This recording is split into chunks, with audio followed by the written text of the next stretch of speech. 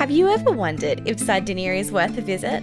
Well, we did, so we booked a trip and headed to the most famous coastline on the island.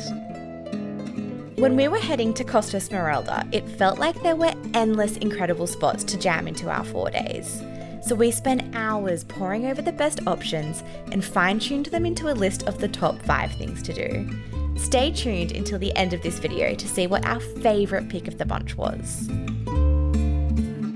Number 5 on our list is to visit the village of San Pantaleo. It is such a cute little village. It's a Saturday night here, so there's some music going on in the bars. It's all vibing and bustling. It's really cool.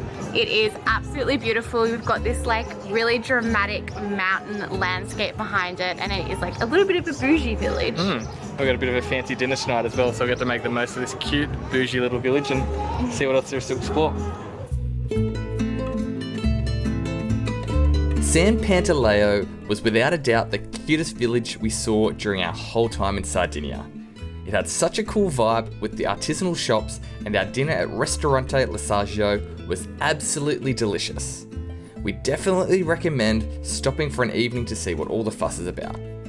These stuffed mussels are so good with the breadcrumbs and some pecorino cheese. Just like my nana makes them, so delicious. Amazing. Got a big pot to get through. A kilo of mussels to get through. I'm struggling. So we just had an Aperol at a place called Cafe Nina, and it was such a vibe. It's super cute overlooking this gorgeous square. Now we're just strolling through the narrow streets and ducking into a few of the little fashion boutiques.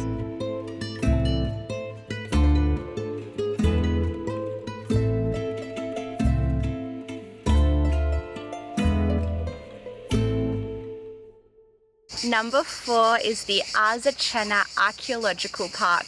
There are heaps of sights to see here. We're just gonna do 3. So I've got a political building behind me. We're gonna go see a giant tomb and climb up about 2 kilometers to a temple. Our first stop is a building that was used as the political center of town. It's just crazy to think that this is 1400 BC, back in the Neolithic period. Blows my mind. It is incredible. Like, we just walked upstairs and walked into a little storeroom that people were using thousands and thousands and thousands of years ago. We've just commenced the 2-kilometer hike to the temple. It's a bit hot. We'll make it. That was actually a bit harder than I thought it was going to be.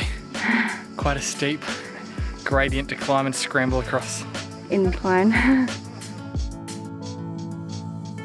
Our final stop in the archaeological park was one of the so-called giants' tombs. This was a mass funerary site and dated all the way back to 2000 BC. Number 3 on our list of things to do here is Spiaggia delle vache, which translates to cow beach. I'm not quite sure why. It is such a beautiful beach. It took about 30 minutes to walk there, but along the way there are so many gorgeous little coves that are so tempting just to give up and go, let's just swim here, this is amazing. But it's worth holding out, checking out the beach. And then we actually chose to come back to one of the coves just because it's less busy, but the water is stunning, it is beautiful, definitely worth doing. All these amazing like white rock formations, crystal blue water. Absolutely, you should add it on your Costa Smeralda itinerary. Definitely. This beach was just insane. Looking back, it was definitely in the top 3 beaches that we saw during our Sardinian road trip.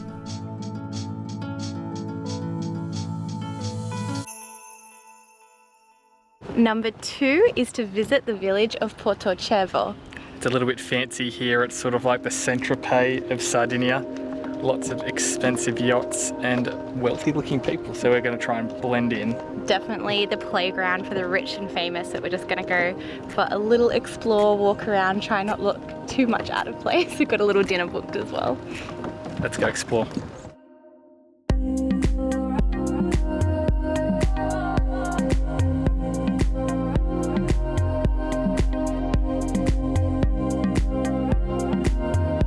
Having dinner at a place called Cibo to finish off our afternoon in Porto Cervo. It is so vibey and so beautiful. I'm surrounded by flowers and beautiful pink buildings. It's just stunning. Starting our seafood meal with a delicious lobster pasta. It looks unbelievable. Let's taste it now.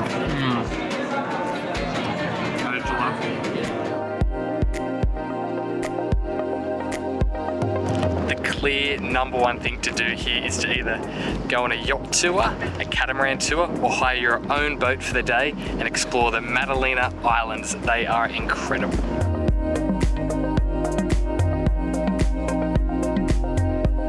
We just finished our day of sailing around the Maddalena Islands. And it was so good. 10 out of 10 experience. Definitely a must do and worthy of the number one experience while you're here. Such a beautiful day and highly recommend a catamaran. It had heaps of gorgeous areas to sunbake. We did it with Sardinia Sailing. We'll link it down below. That's a wrap on our top things to do in Costa Smeralda.